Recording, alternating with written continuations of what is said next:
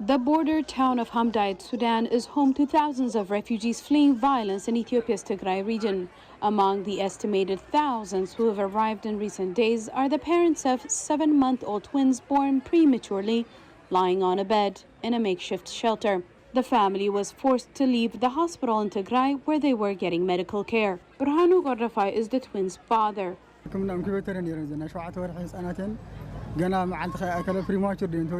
They were in incubators, but when the city was bombed, we ran away and came here. Their mother doesn't have much milk. We are using flour and mixing it to feed them. That is not recommended by doctors. Our children are dying right before our eyes. The conflict in Ethiopia between the federal government and the regional ruling party, the Tigray People's Liberation Front, has forced more than 30,000 people to flee Sudan, according to the UN Refugee Agency.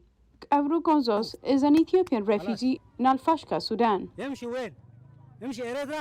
If it wasn't for Sudan, many would be dead. Where do we go? If we go to Eritrea, they will slaughter us. If we go to Gondar, they will slaughter us. Where would we go if it wasn't for Sudan? The violence escalated after fighters loyal to the TPLF allegedly attacked a federal government position. Ethiopian Prime Minister Abiy Ahmed responded by ordering airstrikes and sending in troops. The Ethiopian federal government says its onslaught is a limited military action against some members of the TPLF.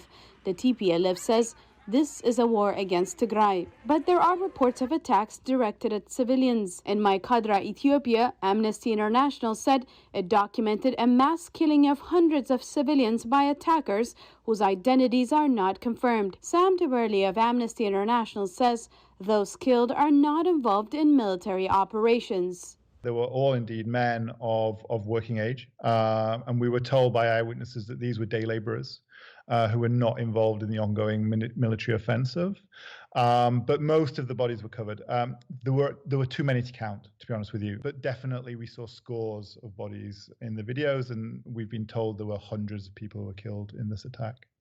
The Ethiopian government has blamed the attack on the TPLF, which has denied involvement. The United Nations called for an investigation. Taberley, the head of Amnesty's evidence lab that examined video and photo evidence of the attacks, told VOA the rights group is painstaking in its investigation.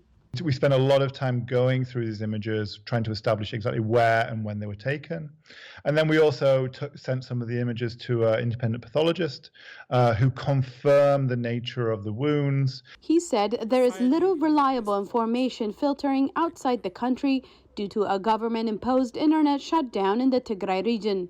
Human rights investigators, human rights monitors, is making the job of humanitarian workers all that much harder to really ensure that civilians are protected. If the Ethiopian authorities want to be taken, want to be seen to be doing their job of ensuring accountability on all sides, then that internet shutdown needs to be lifted.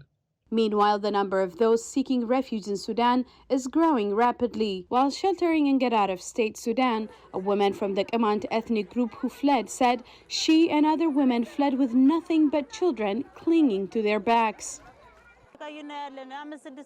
The children don't have anything to drink and eat. All of us are suffering. We don't have clothes. We have borrowed from our neighbors to wear the clothes we have. We ask the Tigray regional government and governments around the world to raise their heads and look at us. Fabrik Tessafay, a Tigrayan refugee who's one of the thousands fleeing conflict and sheltering in HAMDAYAT, said the attacks target specific groups. War is meaningless.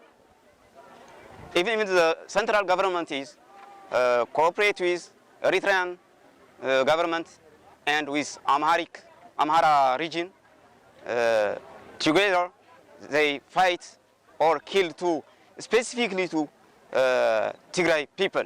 The Ethiopian Prime Minister vows the final and crucial military operation will soon begin. Salem, VOA News, Washington.